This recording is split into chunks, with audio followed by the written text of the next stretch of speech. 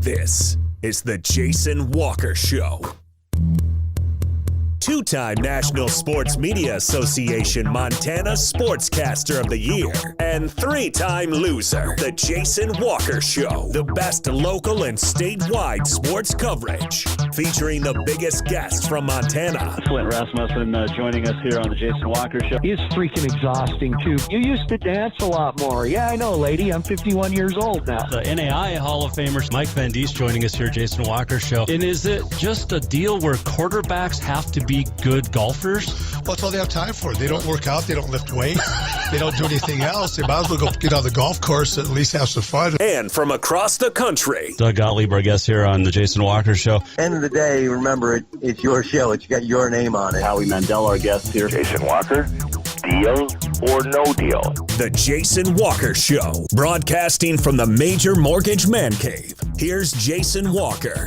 Hey, happy Thursday, the Jason Walker Show, Major Mortgage Man Cave. We are presented by the Great Capital Collision Center. If you are looking to get your vehicle repaired to manufacturer specification, get on over to Capital Collision Center if you have been in an accident. Big show coming up today.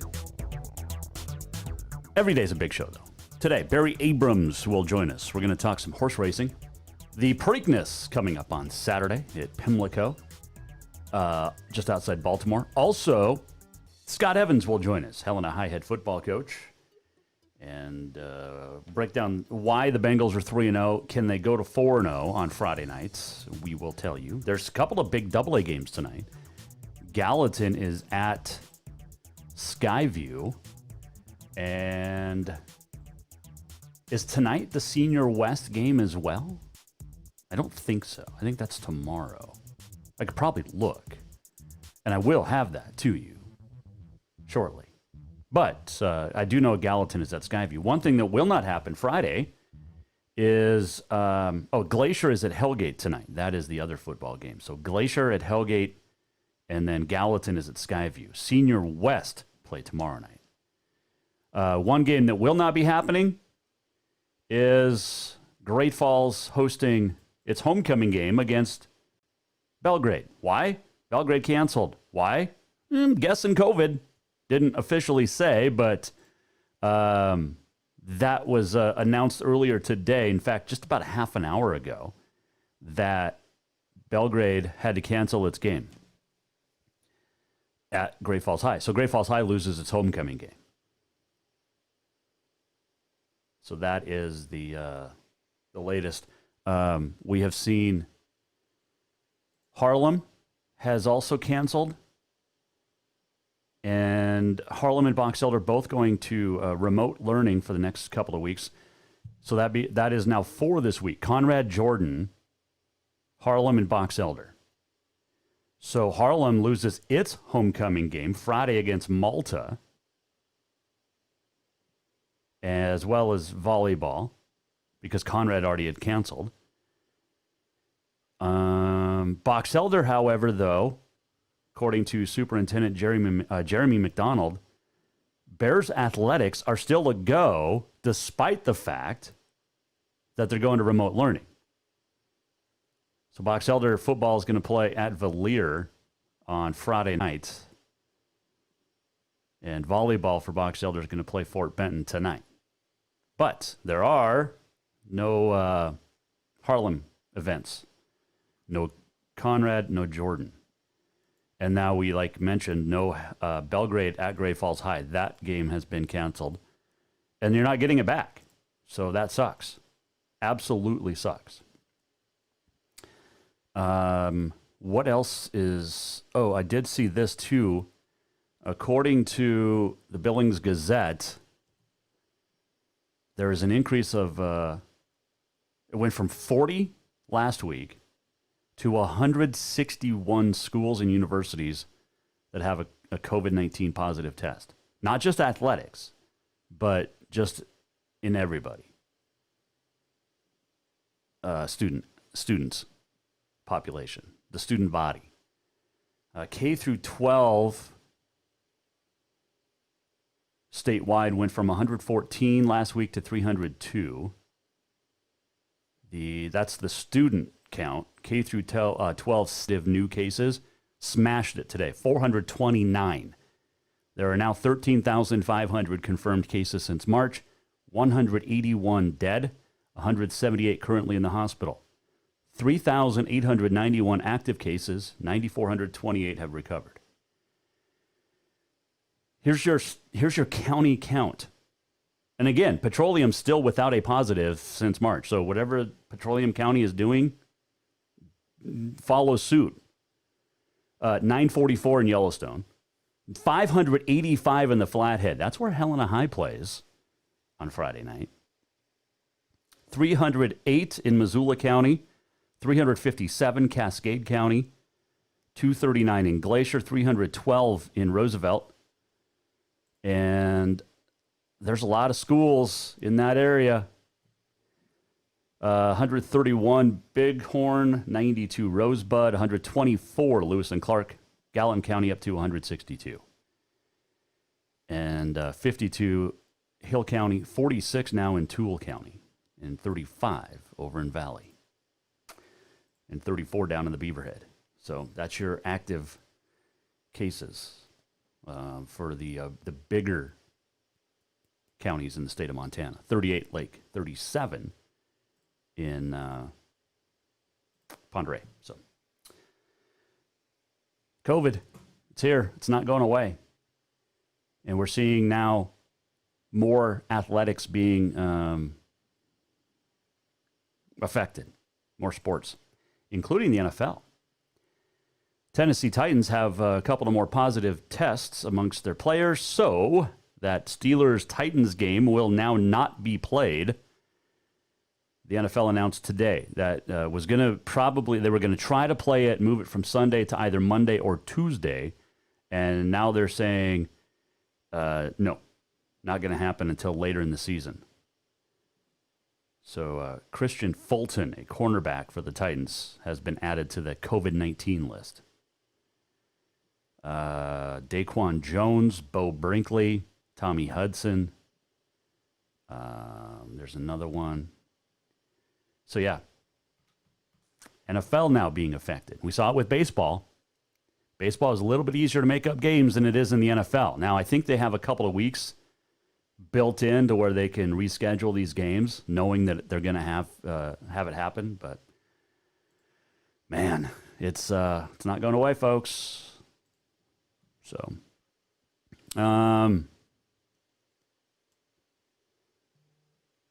and it appears now that there's a reporter up at Great Falls trying to talk to the Bison, and the team has not come out to practice yet. So, crazy.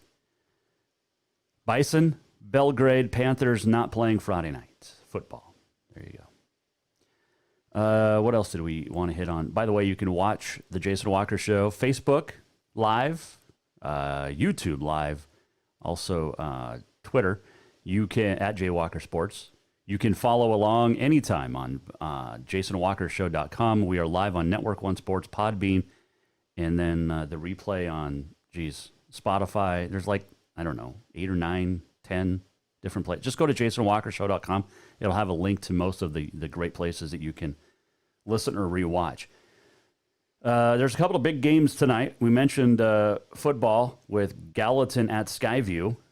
Go Raptors. And then you have Glacier at Hellgate.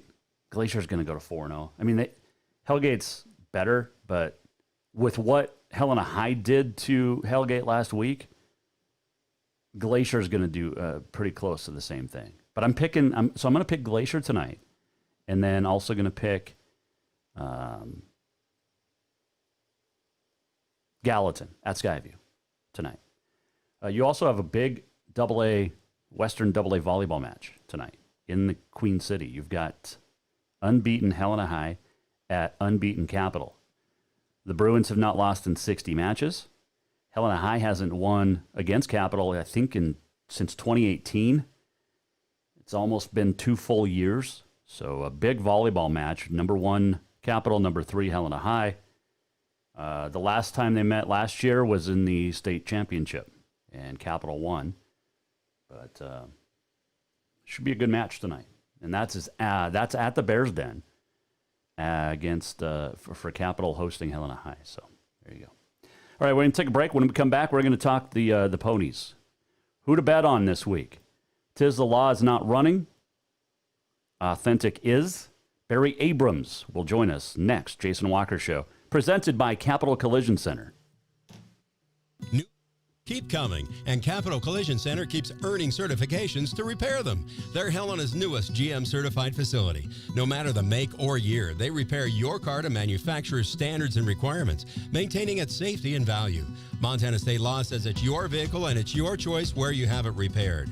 Choose Capital Collision Center, certified in GM, Subaru, and Nissan, and Helena's only shop certified in Honda, Acura, and Ford. When you value safety, go to Capital Collision Center on Euclid.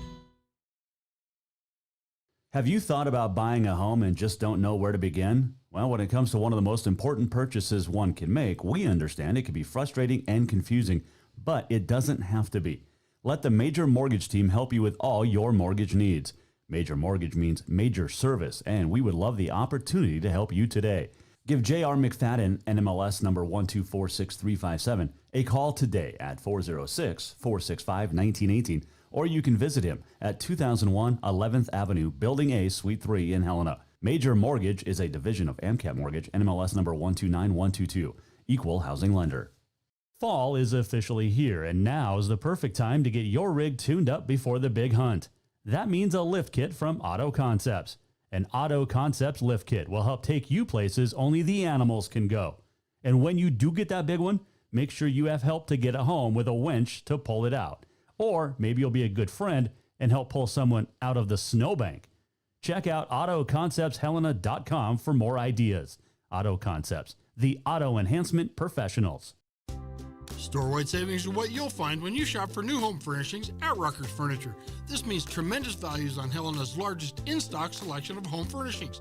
When you shop Rucker's, you'll find store-wide savings on the furniture you want for every room in your home. And you'll also find our selection of Serta iComfort, the most comfortable beds in Helena. 12-month financing is available with approved credit on most purchases over $289. Ask for details. You'll find store-wide savings at Rucker's Furniture, 1010 Dearborn, Helena.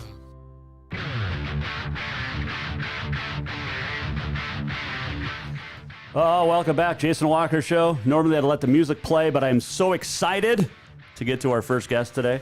On this day in history coming up, also Helena High coach Scott Evans will tell us how the Bengals will improve to 4-0 tomorrow against Butte. But I do want to get right to our first guest, and I actually have a great intro, if I can pull it up here. So let's kill that music and let's push play. And it's not going to run. Oh, there it is. Well, never mind. I had the call to the post, Barry, as Barry Abrams joins us here on the Jason Walker Show. I was getting ready for the Preakness on Saturday. I had the call to the post. There it is. How are you, my friend?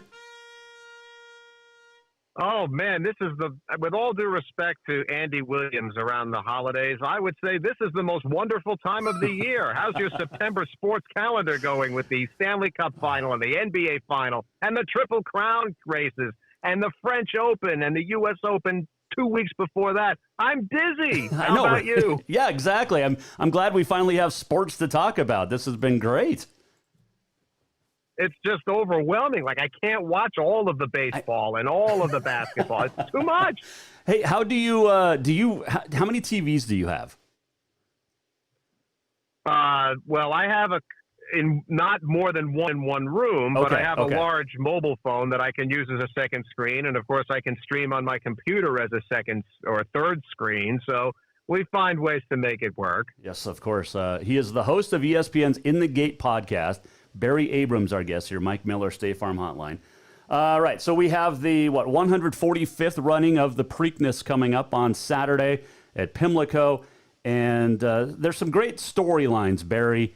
Authentic, who won the Derby. Tiz the Law's not running after losing the Derby, getting ready for Breeders' Cup.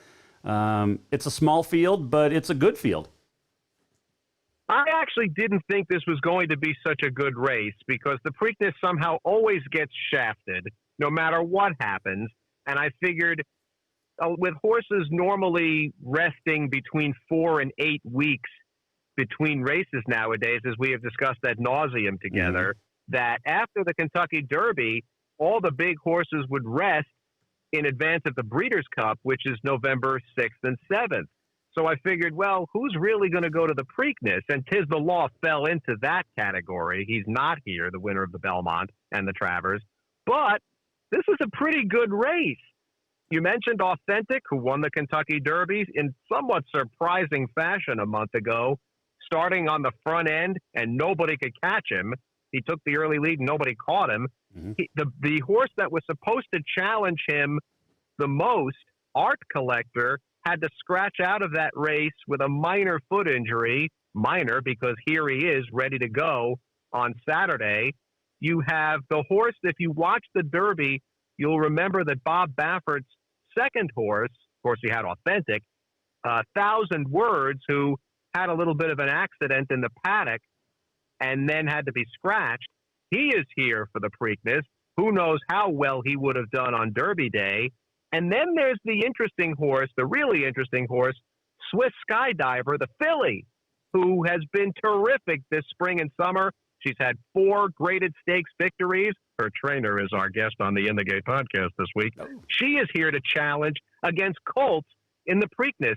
New York Traffic is here. He didn't run all that great in the Derby. I don't think the Traffic did him any justice. So let's give him another shot. And all of a sudden, this is not a bad race. No, I was reading about Swiss Skydiver, Barry, and it's interesting because she won the Alabama Stakes, was second in the Kentucky Oaks, but this is the first filly trying to win since 2009 when Rachel Alexandra did it, and it's just the 5 fillies have won since going back 144 races.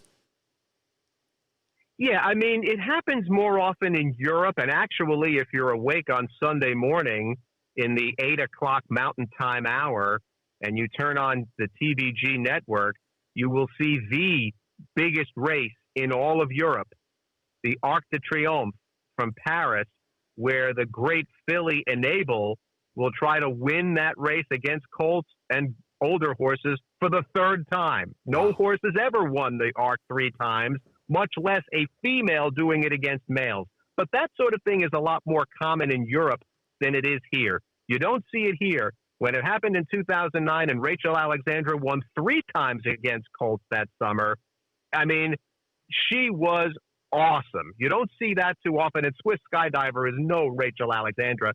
But her trainer, Ken McPeak, said that there weren't many other options for her to run against just 3-year-olds.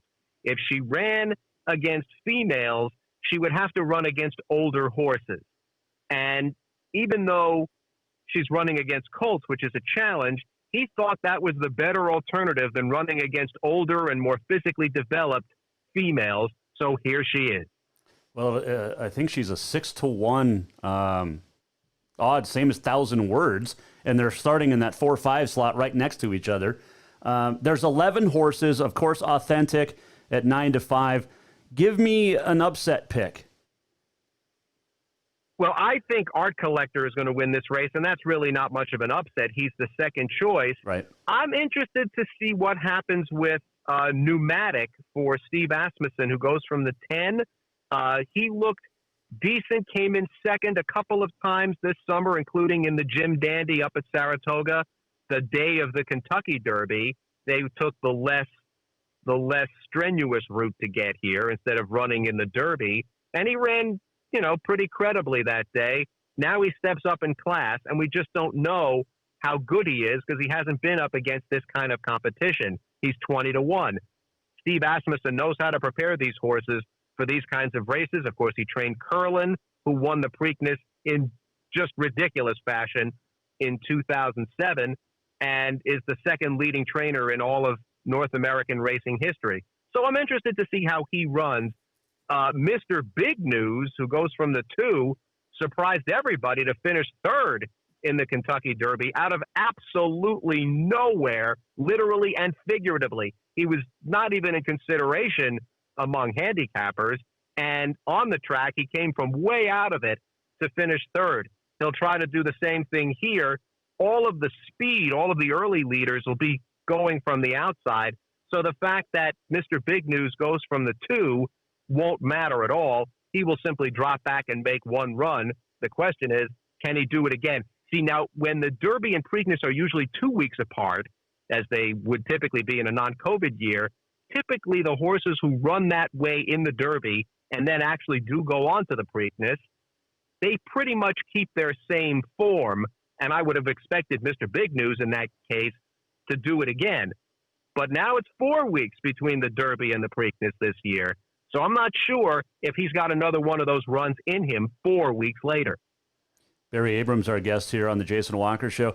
Quick note, going back to Steve Asmussen, also trained not only Curlin, but Rachel Alexander, who we talked about a little bit earlier. So, well, sort of, right, because she had a different trainer when she won the Kentucky Oaks 2 weeks before the Preakness, and then right after the Preakness, she was moved to Steve Asmussen's barn and ran the rest of the year for him. And the rest of the year, I mean, the Kentucky Oaks, she won by 20, and it was just insane. But the races she ran later were her real signature performances. The Preakness, which she won over Colts, and she won the Haskell at Monmouth Park, which was incredible. And then came the race that, to me, is just the most breathtaking that I've ever seen, Secretariat notwithstanding, when she beat older males as a 3-year-old filly in the Woodward at Saratoga. If you call that up online and watch that, and you can't tell me you will watch that race without getting goosebumps. Interesting. I will definitely have to try to find that one. Barry Abrams joining us, Jason Walker Show. All right, I've got some fast facts here about Preakness. It is, what, 1 mile and 3/16? Is that right? That's correct. It's a 1/4 of a mile, or I'm sorry, a 1/16 of a mile shorter than the Kentucky Derby. But the riders will tell you that even though the track configuration is the same, and if you look at it overhead on a map, the tracks really don't look much different. The riders will tell you that the turns appear to be tighter, which makes it harder to come from behind. Interesting. That's very interesting. All right. There has been, who was it? Lucky number 7. I saw this today. Bob Baffert, who won his 6th Derby, is tied for the most Preakness Stakes wins with 7. Can you name the horses that won it? For the Preakness, he had Looking at Lucky, who won the Preakness, War Emblem, with whom he won the Derby and the Preakness. Of course, American Pharaoh and Justify, who won the Triple Crown. Point Given won the Preakness for fun in 2001, and I forget whether that's all of them. Nope. And of course, Silver Charm and Real Quiet, who won them back to back in 97 and 98, both coming within a race of the Triple Crown. Man. Bob Baffert's had a lot of Triple Crown near misses, in addition to the 2 Triple Crowns that he's won. That's crazy. I mean, he's almost like Jack Nicklaus. As many majors as he won, with 18, but he's got 36 second place finishes. To me, that's a little like Bob Baffert with how many Triple Crowns he's come close to. Oh, without a doubt. And it reminds me of one of the sports I love most is professional bowling, believe it or not. Don't even ask me why. But, Earl Anthony, the great Earl Anthony, won 41 times on the PBA Tour, which is more than all but maybe 1 or 2 guys like Walter Ray Williams. I forget the actual numbers. He finished second 20 times, meaning he lost 20 championship matches. If you win 10 tournaments, you're a Hall of Famer. He finished second 20 times, which is very much like Bob Baffert coming so close to the Triple Crown. I believe he had 3 horses, War Emblem, Silver Charm, Real Quiet, who won the first 2 and lost the third. Man, that's tough. Calumet Farm, take me through their history, because this is, I think they have 7 Preakness winners, but this is such a great legacy as far as horses go. Calumet Farm has Succession, who goes from the 1. Back in the day, they were owned by the people who started Calumet Baking Powder. That's where their name comes from. And they basically were the New York Yankees of horse racing. I mean, they were the evil empire. They won everything. And if you ever make Lexington, Kentucky, if you ever just happen to find yourself there, one thing you will want to see is a place called the Kentucky Horse Park, which is a museum. It also has a number of champion horses who either cannot breed, they were geldings, or they have been pensioned, meaning they're too old to breed anymore. And some of those champions end up at the Kentucky Horse Park. Well, one of the things they also have are all of the Calumet trophies, which is just mind-blowing to see. It's just room after room with floor-to-ceiling cabinets on both sides, all the way down the length of each room, just trophies, trophies, trophies. But in the late 70s, early 80s, there was a long series of mismanagement at Calumet, and they basically continue to exist, but not nearly what they were. They have been purchased by a very eccentric businessman named Brad Kelly, who is very fiercely private. And he doesn't do interviews. I'd love to have him on. But he has continued the Calumet legacy. He changed their colors from the famous Devil's Red and Blue to black with yellow chevrons. And most of his horses are long shots, as Accession is here in the Preakness. He's 30-1. He occasionally wins a race, but Calumet is not nearly what it was. It would be as if the Yankees just kept finishing 4th or 5th in the AL East. Gotcha. Which we all would love, by the way. I wouldn't mind that as a lifelong Mets fan. I'm right there with you. Barry, 14 Preakness winners have had the winning name that starts with the letter S. How many of them can you name? The letter F? Yes, S is in, well, I'll give you Sir Barton. Oh, with the letter S? Yes. S is in Sam. Sam, yes. Wow. Silver Charm, Sir Barton, Secretariat, of course. Yep. Seattle Slew, of course. You're going to have, that's about Smarty, as far as I got can go. Smarty Jones in 2004. Smarty Jones, sure. Survivor, the first one back in 1873. And then Sunday Silence. They don't list the others, but those are the big ones. I should have remembered Sunday Silence. That race, by the way, Sunday Silence in the Preakness, 1989, one of the top 3 or 4 races of all time. If you go find that one online, he and Easy Goer had one of the greatest knockdown, drag-out battles for about the last mile of that race that you will ever see. I think it's one of the top 3 or 4 races in the history of the sport. Wow, that says a lot because there's been some fantastic ones. All right, you're a Mets fan, but before we talk about the Mets real quick, give me a Breeders' Cup prediction because that's in a month, I think, November 6th or 7th, and that's always a great year-end wrap-up for horse racing. Right, and I think the older horses are going to have it over the 3-year-olds this year, and of course, who else but Bob Baffert holds the keys there with 2 horses who are head and shoulders above the rest. Improbable, who just last week won the Awesome Again Stakes at Santa Anita. He won the Whitney at Saratoga. He won the Big Cap at Santa Anita. And, of course, don't forget Maximum Security, who crossed the line first in the Kentucky Derby, didn't get the victory, as we know, crossed the line first in the richest race in the world, the Saudi Cup in Saudi Arabia in February. But there are some issues there, and he might not be declared the winner of that race either. But he finished second to Improbable last week at Santa Anita. Those 2 horses pretty much are head and shoulders above everybody else there, and probably everybody else here in the Preakness who will have to take them on next month. It's in Keeneland, is that right, in Lexington? Right, it's in Keeneland, and because no fans are allowed at Keeneland this year for the races, the Breeders' Cup has also awarded Keeneland the 2022 Breeders' Cup. Next year is committed to Del Mar and San Diego, but to make it up to Keeneland because they can't have any spectators, they will get the races back in 2 years as well.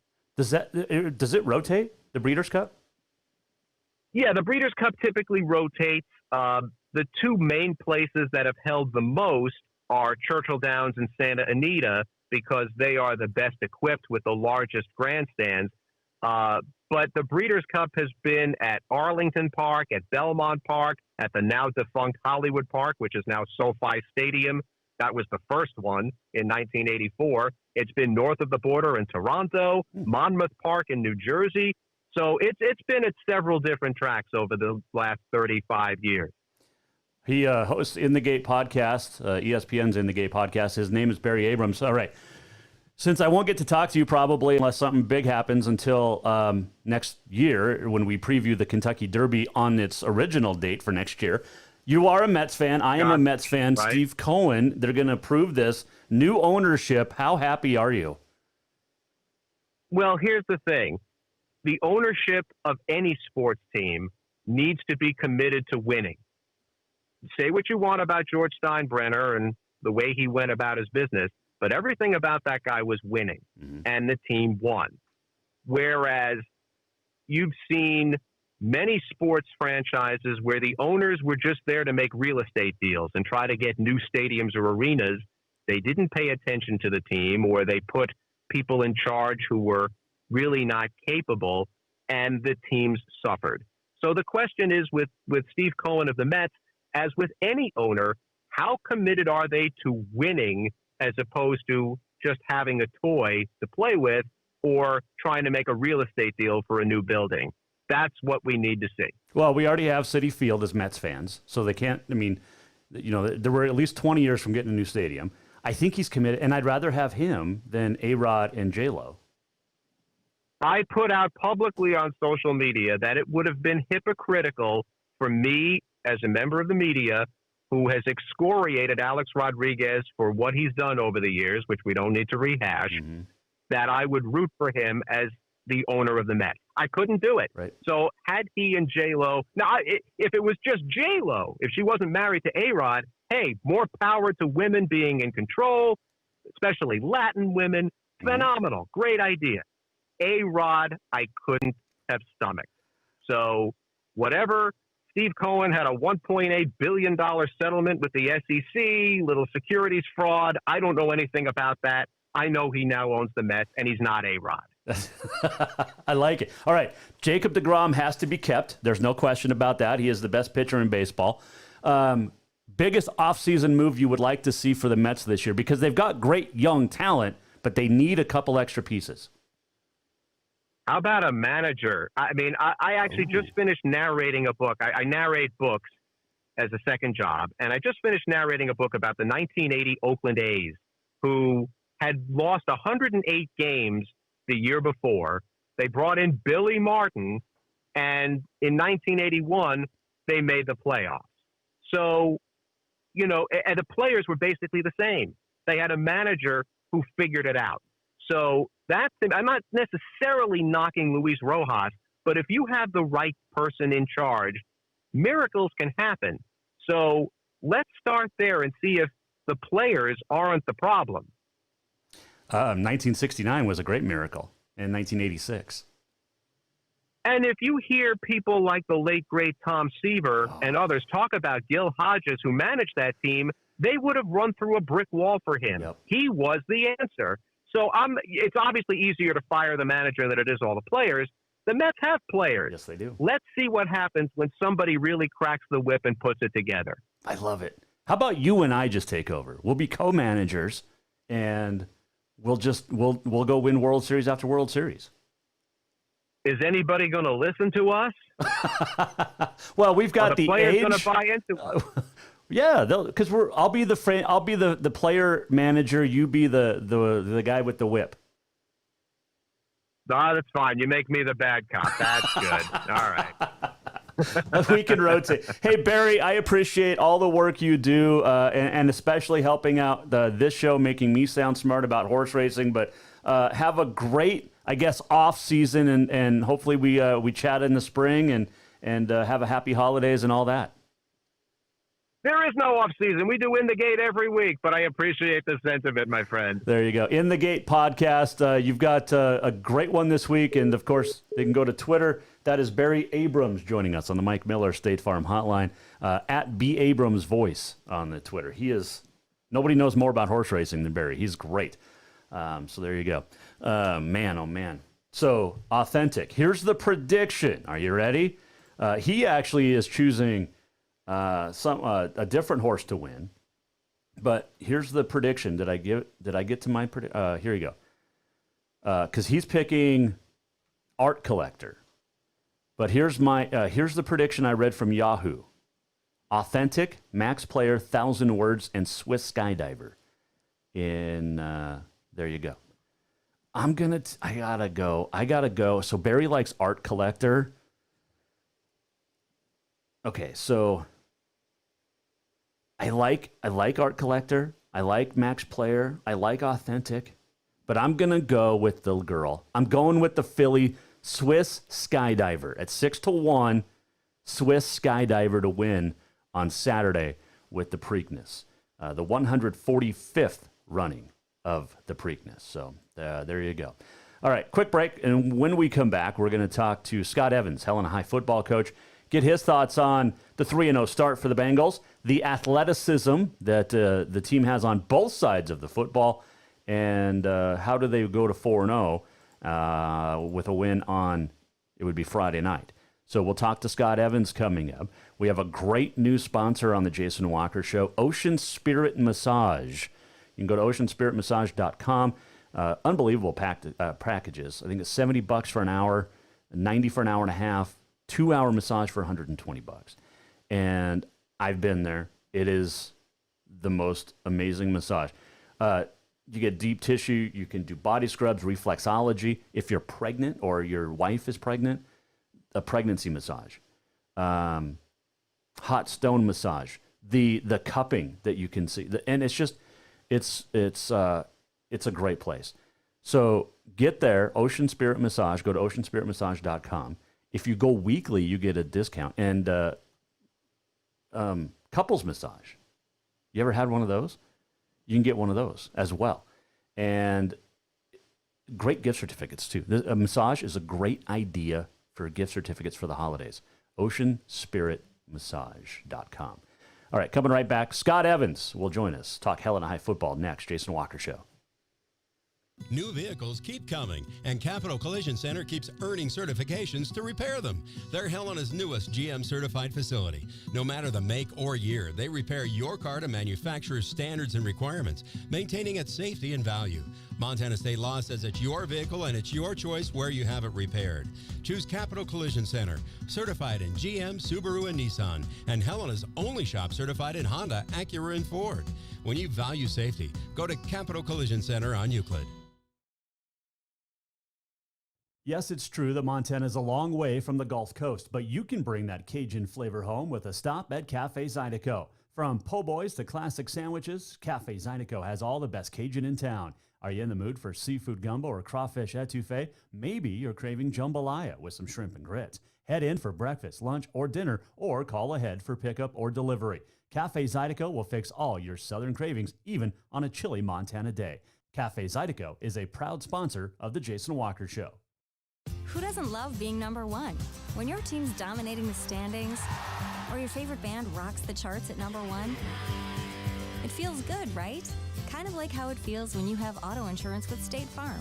Because making you feel like number one is an honor your local State Farm agent takes seriously. Through the good times and not so good, your State Farm agent's proud to be here to help life go right. Call State Farm agent Mike Miller in Helena today. What happened on this date in sports history? Find out next on The Jason Walker Show. Store-wide savings are what you'll find when you shop for new home furnishings at Ruckers Furniture. This means tremendous values on Helena's largest in-stock selection of home furnishings. When you shop Ruckers, you'll find store-wide savings on the furniture you want for every room in your home. And you'll also find our selection of Serta iComfort, the most comfortable beds in Helena. 12-month financing is available with approved credit on most purchases over $299. Ask for details.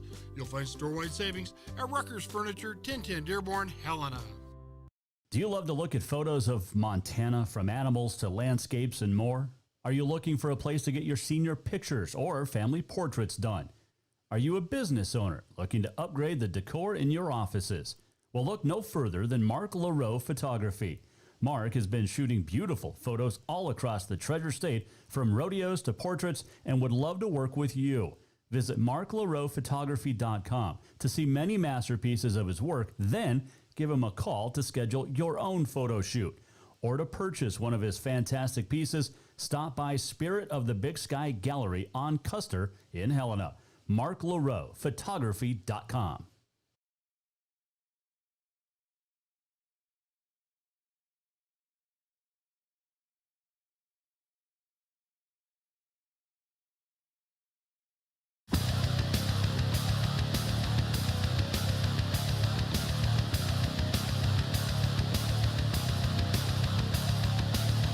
Welcome back to the Jason Walker Show.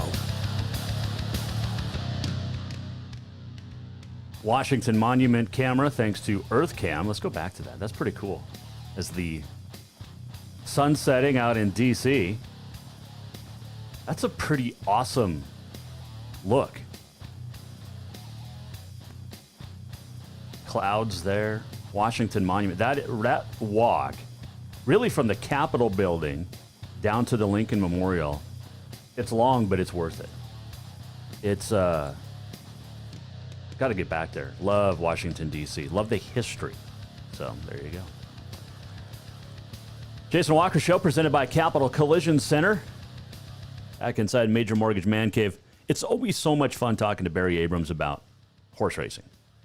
He is so knowledgeable. And if you miss anything, you can go to jasonwalkershow.com and check in with Barry. Friday nights up in the Flathead Valley. Helena High looks to go 4-0 against the winless Braves of Flathead High School. To listen to that game, you can check out our good friend Anthony Knockreiner on KGEZ. I think that's kgez.com. And to join us now to chat about that game is the head coach of the Helena High Bengals. They are 3-0. I have them ranked in the top 3 in the state, and they are ranked 4th in the Treasure State media poll. But that doesn't matter to Coach Evans. He joins us now on the Mike Miller State Farm Hotline. All right, Coach. Defensive opportunity, short fields, and a great offense. It all turned into a big win last week for Helena High to move to 3-0. How you feeling? Feeling really good. You know, it's always nice to get a defensive touchdown right out of the gate to start you out, and then at the same point in time, the next play you get a fumble. So kind of put ourselves in a pretty opportune moment. It's 4 minutes into the game to be up 14-0. So that kind of paves the way for better things. You mentioned the defense. Obviously, this has been a great defense throughout the first 3 games. We knew going in the Bengals defense was going to be really, really good this year. It doesn't matter who's across the field. You still have to play lights out, and they have been. Yeah, they have. You know, they've rose to the task, and they actually take it as a challenge to keep on going. You know, it's a great group of guys, and they wanted to. They got a little chip on their shoulder to prove something for themselves, and that's always a good thing to have when they got a little anger in them. So I like the way they're playing right now. Marcus with the pick 6, and then the offensive touchdown. That's awesome when you can get 2 scores in a variety of ways. Yeah, you know, it's a multi-purpose guy. We got some guys who can do a lot of things for us. You know, we got a McGurn, and we got a Marcus, we got a Zachary, we got a Ben Swanson. We got guys like that who can do multiple things for us offensively and defensively. So we got a good mix of guys who can do different things for us, and that's just an asset we can't beat right now. And that's one of the nice hallmarks of this team is there's guys who are doing anything they can to help us to win. When you're preparing for a team like Hellgate, what's different as far as going up against them or a Sentinel? You know, the reality is this is in Double A. You know, that cliche, you know, we talked about before is getting better for yourself. Well, I think that's evident in every game. You have to do that, but you know, you're going to look at their scheme and see what you can do better against somebody, and you know, improve upon some of the stuff you did before. I guess my big thing is we're going to walk out there and we're going to do what we do. That's who we are, and that's the only face we can put on it right now. And we can't change what we're doing very much because I think we're doing pretty good with it. So we're going to keep with what we do, you know, and we'll look at little things here and there, but most of the time you stay pretty consistent. Offensively, Caden Hewitt just having a very solid season. But you look at what Chase McGurn's been able to do, getting the touchdowns, but he's got to get open in order for Caden to find him, and that's been happening a lot this year so far. Yeah, he's got a little twitch to him. I mean, he's got a little burst that, you know, it all of a sudden you're just surprised and he's gone. He makes a move out of a break, and he's got that getaway speed pretty well. They're just some guys who just got a different gear sometimes when they hit an edge, and he's one of those guys that him and he would have a great relationship with each other. So it works out very well. But like I said, he's got a twitch to him. He hits that corner and hits the cut on the run, and he's separating from you. Scott Evans, Helena High head coach, joining us here, Jason Walker Show. Coach, when you look at those two guys, and obviously we know that, you've got Rafe Miller, you've got other great receivers out there, but you can really tell the connection between Chase and Caden. It's almost like, well, I don't know, like they've been playing football together for quite a while. Yeah, it's kind of nice that they grew up in the same backyard, basically. So it, it makes a difference. It's kind of like my two boys. They know each other real well, and Hewitt and McGurn have been with each other forever. I mean, they've been playing basketball. We've been blessed to have these guys all together almost their whole careers, whether it be a small fry basketball teams. Almost every one of these guys has been on the team together since they were in the 3rd or 4th grade. So they built a pretty good bond with each other and know each other real well. Is it harder to talk about your own kids than it is somebody else's? It is. You're a proud dad, but at the same point in time, you get in a situation where number one is they realize the task that they have to take on. They have some added pressure on it being a head coach's son, but at the same juncture in time, I'm pretty hard on them and what they're doing, just like I do with all the other players. So, they deserve the accolades just as well as anyone else. If they're doing great things, we'll shine on them. If they're doing bad things, we're going to get after them as well. Do you find yourself harder on them because they are your kids? I think at moments in time, I think there's a difference in what you're kind of looking at. I guess for my two, Zachary's always been a guy who's called our defense and ran our defense for us for a long time. So there's an expectation that he probably knows a little bit more than most. So he might have a little bit of added pressure on him, so we're kind of looking at it from that standpoint. Do they call you dad or is it coach? They call me coach, actually. Not at home, but they call me dad on that time. Okay. They'll call me dad on the field, too. So I get both. I get coach dad sometimes, too. So I like that, coach dad. Coach dad, yeah. Scott Evans joining us here. Mike Miller, State Farm Hotline. You shift gears now, road game again, but you head up to Flathead this weekend. And this is a team that, I talked to Kyle Mihelish about it last week, but Kyle Sampson left the cupboard pretty bare for Matt Upham. And it's not either one of the coach's fault, but Flathead has hit that stretch where they're just not feeling it right now, and this is still a dangerous team. Absolutely. We got to walk in. We walked in the Hornets Fest last year and lost to them because I don't think we ever overlooked them, but I'll take the blame on that one.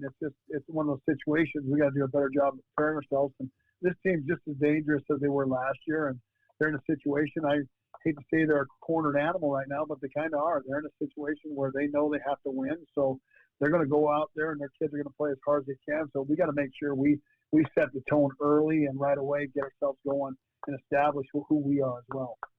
They do have athletes, and I know you've watched a lot of film, but what is Matt Upham doing so well with those athletes that despite the fact they haven't won a lot the last year and a half, they're still performing well, though? He puts his kids in a position. He doesn't try to overdo something. He's not going to put in a fancy offense or anything too weird defensively. He puts his kids in a position to try to get them in the best position to play fundamental football. So, I respect that he'll actually do that instead of trying to take the risk of going to high-flying offense when you don't have it. He just goes with what he needs to do and tries to keep, the kids in a position where they have a chance and an opportunity to win. So that's a great asset he has. This is the midway point of the season, which is weird to say, just the 4th game. But you guys are obviously on a roll. And how do you keep that roll going mentally? I mean, we know how good of athletes you guys have on the Bengals, but how do you keep the mental aspect rolling? I think there's a taste. You breed that in your culture. I think culturally that right now our culture is about that. They want success. They do it last year. They do it the year before that. So there's a culture being built that they want to succeed. They want that. They understand that effort that goes forward. So I really just enjoy this group of guys because from the onset when they walked in this building, they've had a process to where they want to get to. So, you don't have to actually teach that yet. You basically just keep on feeding it. So I just love the group that they are. And, you don't have to do very much with guys who want to be there. Right. Scott Evans joining us, Helena High head coach on the Mike Miller State Farm Hotline. All right, I asked Kyle Mihelish this yesterday. What is the go-to song for the Bengals in the locker room before you guys head out onto the field? There's some weird stuff that they got. I don't even know what it is half the time. I'm telling you right now, I just kind of sometimes plug my ears and hope. I mean, there's some stuff. I mean, it's kind of like walking into my son's car sometimes, and I'm like going, "What was that?" We have some little things that they don't want Enter the Sandman like I do. I like the Virginia Tech opening where you rock the whole stadium and things are doing a blackout there. That's good old school stuff right there. But they don't like that very much, and so. I mean, we get some stuff like Trippie Reds and guys like that.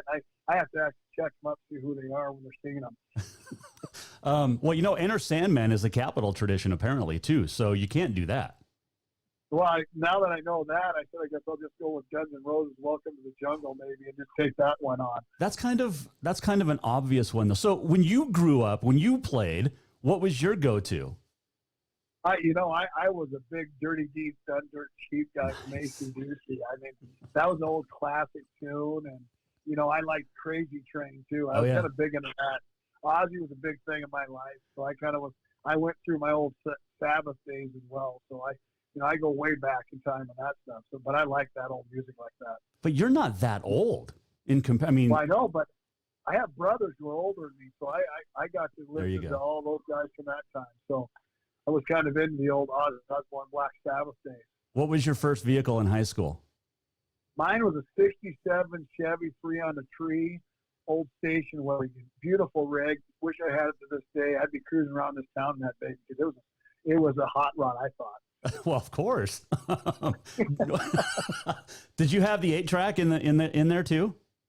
I didn't have a track. It was 67, so I didn't have anything in it. I had this old knob. Yeah, that sucker didn't have very much. I think my dad got it on a whim. It must have been some kind of deal that he made on the side. Cause I liked it though. Well, yeah. I mean, it's and of course, gas mileage was probably very good on those things, right? Well, it was a good grocery getter, as my buddies would say. But it looked cool. It was a cool looking station wagon. I like it. Scott Evans joining us here, Jason Walker Show. Hey, appreciate the time as always. Crank some AC/DC for the guys this week. Get them back into this old school stuff. Even some good old fashioned Kiss would be fun to listen to for them. I know GNR, but Bon Jovi, little Duran would be good maybe too. A little, Hungry Like the Wolf. I like that. Oh, that's an old school one. Wild Boys would be good. Yeah, that's an old classic too. Yeah. Jumpstart My Heart too. That's little Motley Crue. My Heart, old little Crue there is good too. That's a good one as well. Yep. Enlighten these guys. Get them off this new stuff that's not good and go back to the classics that we grew up with. That'd be an undertaking, I think, on that one. Oh, no doubt about that, man. My son listened to some weird crap too. So, kids these days, that's all we can say. Shake our heads. Scott Evans, Helena High head coach. Good luck this week. Safe travels, and come back 4-0, will you? I appreciate it, Jason. Thank you very much, and go Bengals. All right, I think that is pretty close to red station wagon from 1967 that Coach Evans talked about. That's pretty good, or something like that. So anyway, Jason Walker Show. Appreciate Coach Evans joining us here. Mike Miller, State Farm Hotline. Helena High tomorrow. You're looking to go 4-0 at the Flathead, and it'll be you can hear it on kgez.com.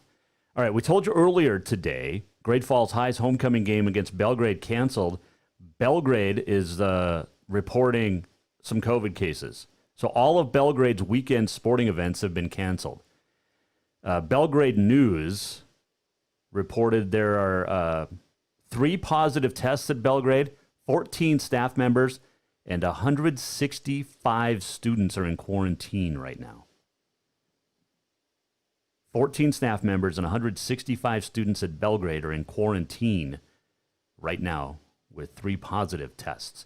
Next week's game against Bozeman, also in doubt. So Belgrade, Well, the Gallatin Valley is a hotspot. Has been. It has been for a while. So, all right. Let's get to On This Day in History. Don't forget tonight, you got Helena High Capital Volleyball. Big volleyball match in Western AA and really across the state. Capitals won 60 consecutive matches. You also have Gallatin at Skyview and Glacier at Hellgate football tonight.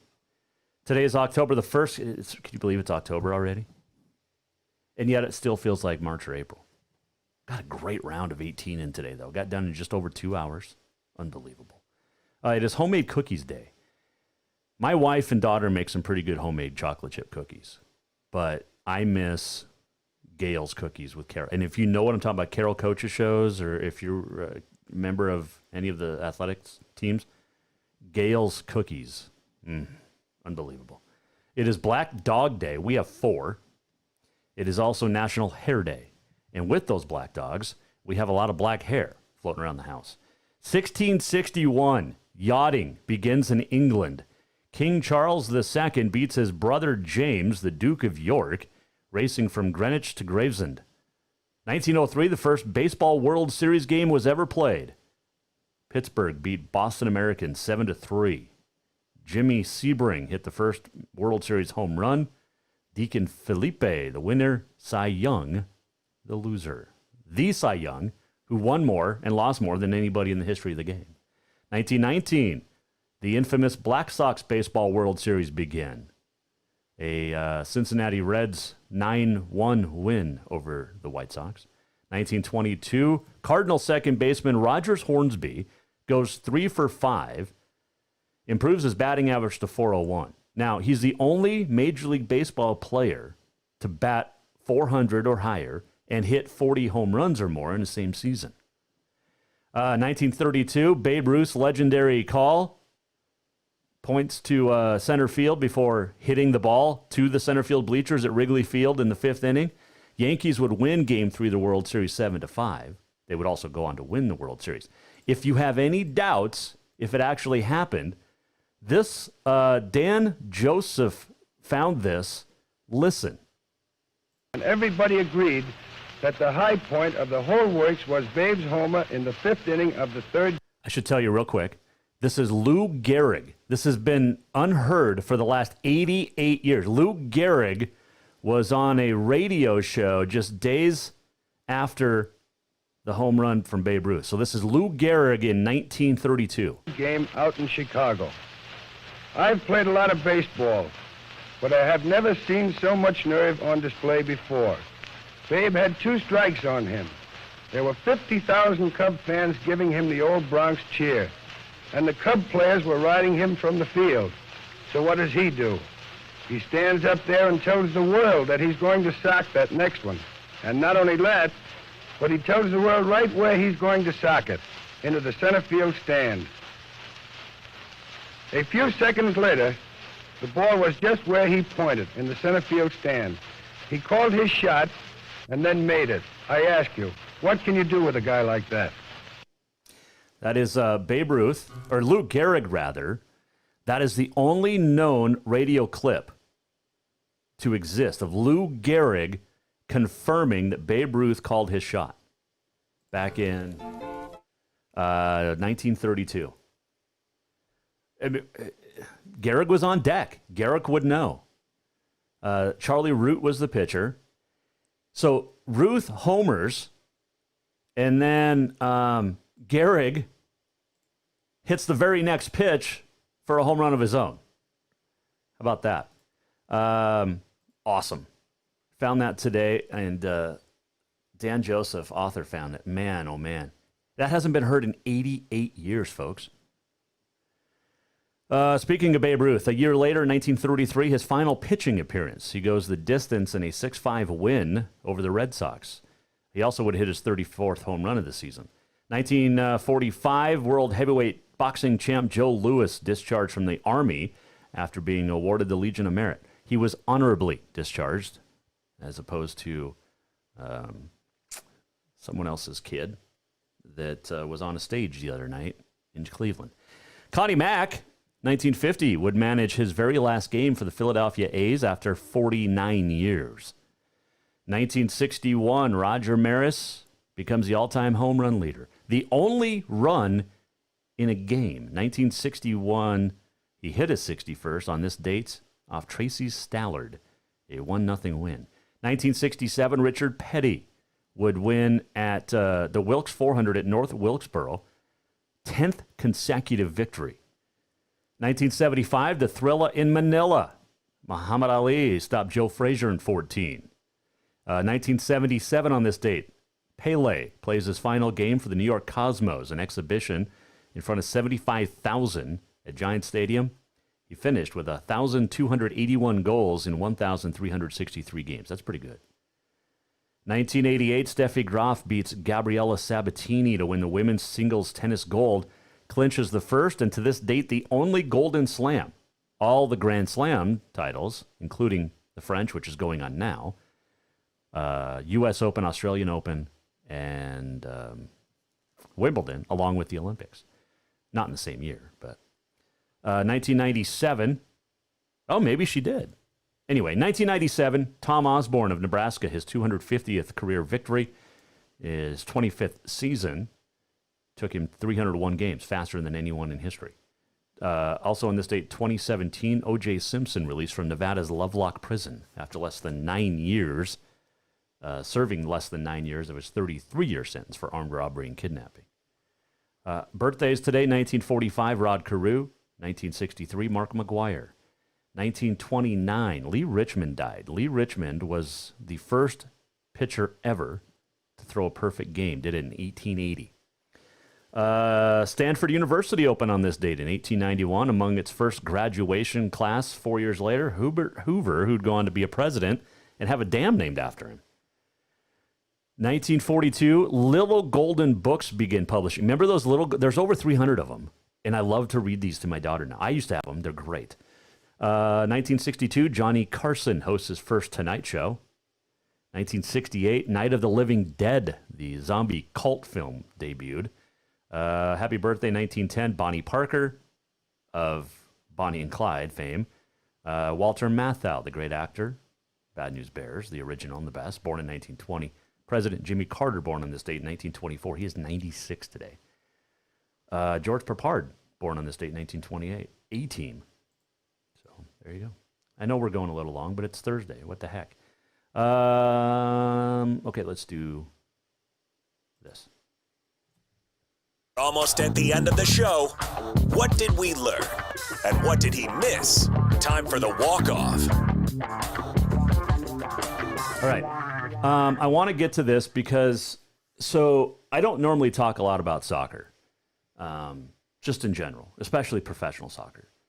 But there was an incident last night in